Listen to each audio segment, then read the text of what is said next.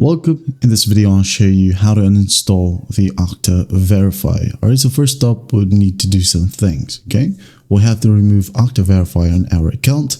And also, if you're under a workspace or an admin, you'll have to contact your IT department, ask them that you would need your Okta Verify deleted, okay? So first up, in your account, just go to the top right, click on your profile right here, and then go head over to settings, okay? Click on it.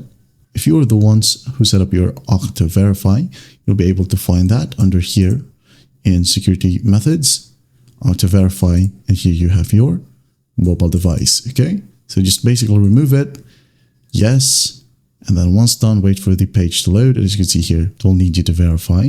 Okay, just go ahead and enter your password. Select the password option and just click on verify. And then once done, it will need the verification code from your Okta Verify app. Just go ahead and enter the code in here.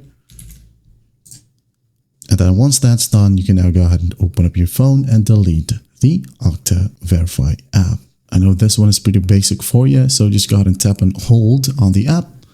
Now go ahead and tap on uninstall. If you're using iOS, just tap on delete. Okay? Hit on OK.